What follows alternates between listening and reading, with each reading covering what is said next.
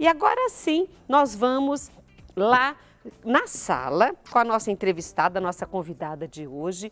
E a doutora neurologista está aqui com a gente justamente para que a gente entenda um pouco mais sobre o Alzheimer. Estamos aqui com a doutora Fabiana de Moraes Goraieb, falando então sobre a doença de Alzheimer, entender, prevenir e cuidar. Seja bem-vinda. Obrigada, Rita. Agradeço. É uma grande alegria estar aqui com vocês no mulher.com pela Rede Século XXI, ainda mais para falar sobre um assunto que está presente hoje na rotina de muitas famílias, com certeza, né? E tem crescido cada vez mais, né? A doença de Alzheimer, ela é uma doença neurodegenerativa, ela afeta o cérebro e ela vai avançando ao longo dos anos. Ela vai afetar mais especificamente regiões do cérebro responsáveis pela memória, pelo comportamento e pelo raciocínio. Então, com o tempo, essas células elas vão parando de funcionar, elas vão morrendo e a pessoa tem uma mudança no modo de agir dela, né? Ela vai tendo esquecimento para informações recentes. Ela vai ficando com uma mudança de comportamento, muitas vezes uma ansiedade, uma depressão, e ela não consegue mais desempenhar, às vezes, algumas funções simples da rotina, como cozinhar, pagar contas e até mesmo se vestir. Até se vestir, doutora? Se vestir. Mas isso, os sinais eles vão sendo sutis, eles vão mostrando que algo está ficando diferente, porque as pessoas, por exemplo, da família, muitas vezes não percebem. Passa assim tão suave que quando vão ver já está num estágio adiantado. Como que nós conseguimos ajudar essa pessoa e observar, peraí, a mamãe está diferente, a vovó está diferente. Quais são esses sinais? É que, na verdade, às vezes, o idoso na sociedade, os familiares às vezes os visitam nos finais de semana e nem sempre desenvolvem assuntos tão atuais com aquele idoso. Então eles vão perceber que tem um comprometimento cognitivo quando já está perdendo ali a funcionalidade para o dia a dia. Não está tomando medicação de forma certa, está se perdendo em locais que estava acostumado a circular antes, né? Então, assim, você tem que prestar muita atenção se o seu familiar, ele está conseguindo desempenhar funções que antes ele fazia com facilidade, né? Então, assim, quais são os sinais de alerta para uma doença do esquecimento, né? Para a doença de Alzheimer? Perguntas repetitivas, sempre a mesma pergunta, várias vezes, esquecimento de informações novas, se perder em ambientes que antes ele não tinha dificuldade, que antes ele circulava, mudança abrupta do comportamento, sem nenhuma outra justificativa. Essa mudança pode ser, por exemplo, uma irritabilidade? Como seria essa mudança? Alguém que sempre foi uma pessoa um pouco mais passiva, tranquila, que está mudando o jeito, está ficando um pouco mais irritada constantemente, está ficando às vezes mais apática, se distanciando do ciclo social que antes estava inserido, uma pessoa que antes gostava de sair, de passear com a família, ir no shopping, ir no parque, e atualmente não faz tanta questão. Alguém que era mais comunicativa na roda familiar e está mais quieta. Alguém que tinha mais iniciativa de se arrumar, de passar um batom, de ir no cabeleireiro e não está fazendo muita questão. Alguém também com dificuldade de encontrar palavras de forma constante. Sim. Assim, uma dúvida muito frequente é porque nós vivemos uma rotina muito atarefada, é tudo muito corrido, nós vivemos bombardeados por informações que a gente nem consegue assimilar. Verdade. E a gente não consegue dar atenção a tudo que nos circunda como era antes. Então é normal a gente esquecer o nome de uma pessoa, né? Algo que nos foi contado. Isso é normal porque a gente não trabalha com tanta atenção em tudo do que a gente faz. Mas quando isso é muito frequente e começa a atrapalhar a independência da pessoa e a funcionalidade, isso precisa ser investigado. E nós temos, e eu vejo assim, pessoas até mais jovens, e eu comentei com a doutora na hora do intervalo, que antes até mesmo de começar o programa, que algumas pessoas, por terem essas atribulações o tempo todo de trabalho, serviço, casa, filho, compromissos e compromissos, fora o volume de informações que a gente recebe, a pessoa às vezes fala assim, nossa, eu estou tão esquecida, nossa, esqueci a chave, não sei aonde, saí de casa, esqueci o celular. E eu quero saber, até vou perguntar para a doutora, você presta atenção também. Doutora, isso seria a parte normal do envelhecimento? Porque algumas pessoas falam assim, nossa, então eu devo estar com Alzheimer, porque eu não estou conseguindo lembrar nada. Mas no restante, não tem nada que possa identificar, a não ser essas falhas de memória do cotidiano. O nosso corpo e nosso cérebro são maravilhosos. Tá? Uma máquina perfeita. É uma máquina perfeita. Então, não é esperado a gente ter muitas dificuldades com o envelhecimento. Claro, você não vai ter aquela velocidade de processamento, às vezes uma palavra ou outra vai ser um pouquinho difícil de lembrar, mas não é normal você perder a sua funcionalidade, tá bom? E a sua orientação com o espaço onde você está, por exemplo, que cidade que é onde nós estamos, a gente está dentro de um estúdio, qual que é a data de hoje, qual que é o ano, isso daí é para ser mantido com o envelhecimento. E quando sai disso, aí precisa ser investigado. Então as pessoas devem prestar atenção naqueles sinais que você colocou e também nessa atenção. Isso. Ou seja, o que pode ser normal do envelhecimento tem que ter aí atenção. E o neurologista é o profissional que deve ser levado a essa pessoa para uma avaliação. Sim, o ideal é procurar um neurologista ou outros profissionais, como um geriatra que seja especializado nessa área também. Também pode ser? Pode. Quais são os exames que são mais solicitados e que dão segurança ao médico no diagnóstico? Então, um quadro de esquecimento, antes ele precisa ser muito bem delimitado, né? Em que situação, porque não é só esquecimento, né? São habilidades cognitivas que vai de atenção, linguagem, uma questão visoespacial, de se localizar no ambiente, encontrar objetos no ambiente, né? Então a gente precisa entender no que a pessoa está tendo dificuldades e precisa saber quais comorbidades a pessoa apresenta. Às vezes é um quadro de hipertensão mal controlada, de diabetes, às vezes é um problema de tireoide que está mimetizando um quadro de esquecimento, entende? Então a gente também tem que entender o que está por trás disso, pedir exames de sangue e a gente costuma pedir exames de imagem, para descartar algumas outras condições, um tumor, um AVC. Mas os critérios para diagnóstico de doença de Alzheimer, eles são clínicos. Hoje em dia, eles ainda são clínicos, embora ainda já exista exames mais pormenorizados, que você consegue ver depósito de placas no cérebro, ou no líquor, ou no sangue, que pode nos dizer ali se a pessoa já tem uma doença em curso. Mas esses exames, eles são feitos mais em ambiente científico, de pesquisa. Para o nosso dia a dia, a doença ainda segue critérios clínicos. Perfeito, mas o nosso tema é muito importante e temos outras coisas mais importantes. Você sabe se é nos homens ou nas mulheres que são mais acometidos pelo Alzheimer? Você sabe disso?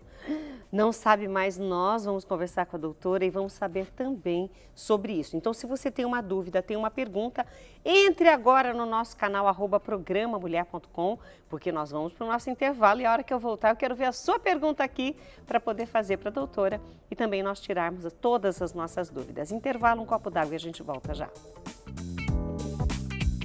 Hoje o programa Mulher.com tem o prazer de receber aqui a doutora Fabiana de Moraes Goraieb, neurologista.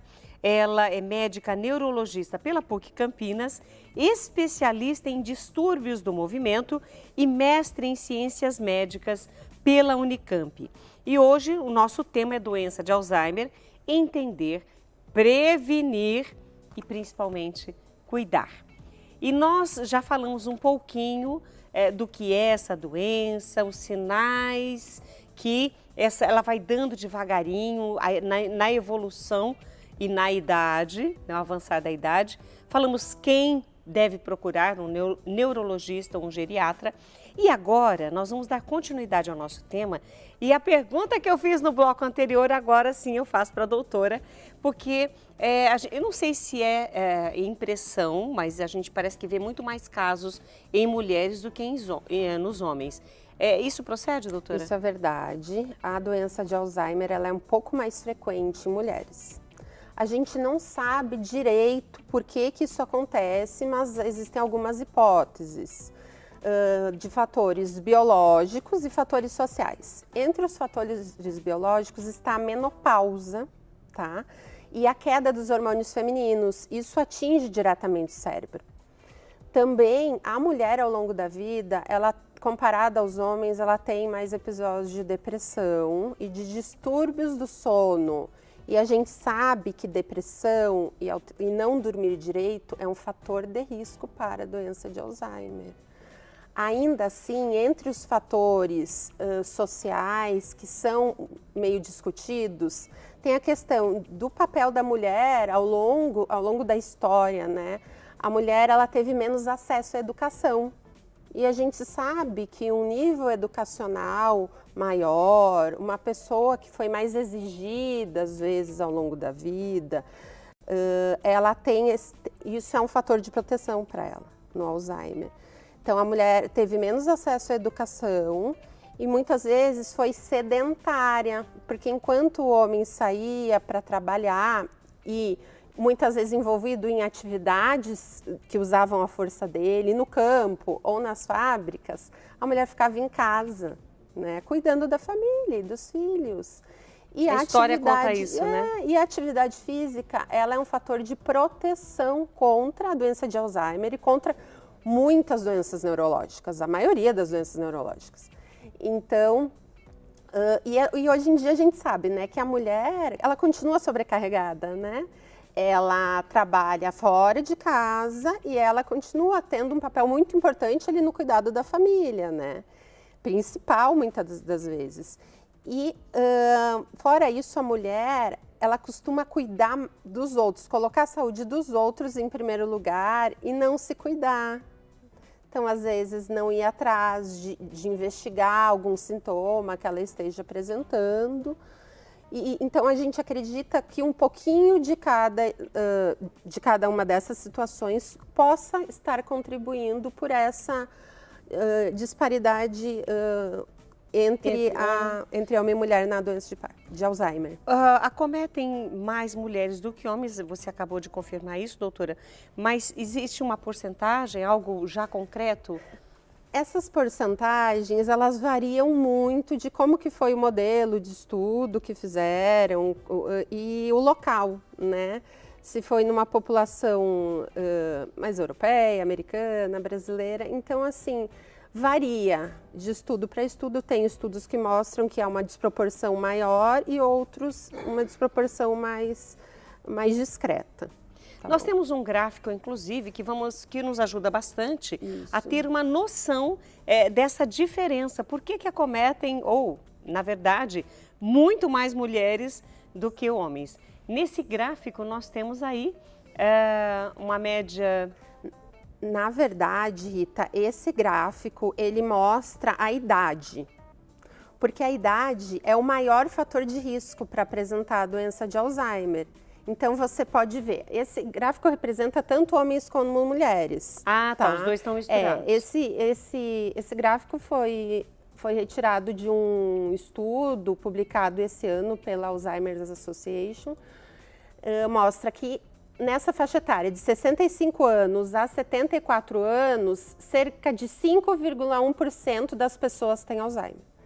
E esse risco vai aumentando, as pessoas vão envelhecendo e a porcentagem de Alzheimer aumenta. Então, um grupo de pessoas de 85 ou mais anos de idade, 33,4% das pessoas têm Alzheimer.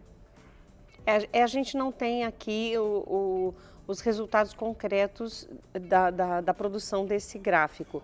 Poderia, por exemplo, pessoas a partir de 65 anos, ao longo destes anos até os 85, ela já está com Alzheimer e de repente ela entrou nesse gráfico aos 85, sim, não que vá começar aos 85. De uma forma subclínica, sim. A doença, ela começa ali 10 anos antes da manifestação clínica. A doença, assim, biologicamente, né, a deposição de emaranhados, de proteínas no cérebro começa antes. Mas ela se torna clínica com essa disfunção da rotina do paciente depois. Esses sinais então, vem 10 anos depois. A gente não sabe ao certo, mas vem anos antes a alteração biológica, né?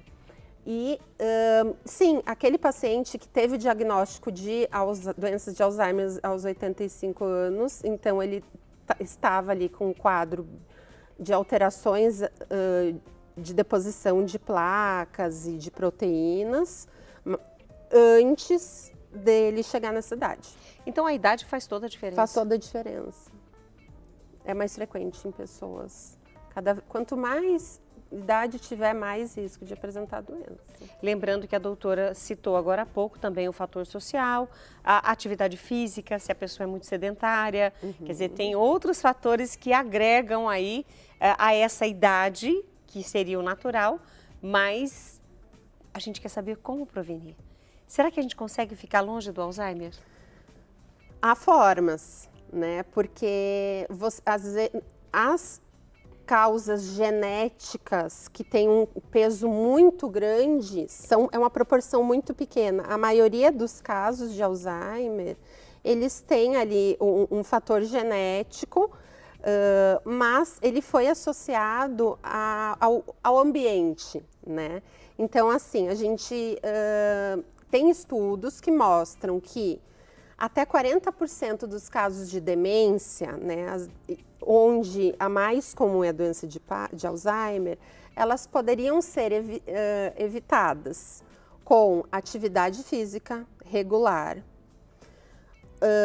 estímulos cognitivos, então leitura, aprendizado, uma rotina social, né? Encontrar amigos, conversar com amigos, participar de grupos, sono de qualidade, controle de comorbidades como hipertensão, diabetes e o colesterol alto,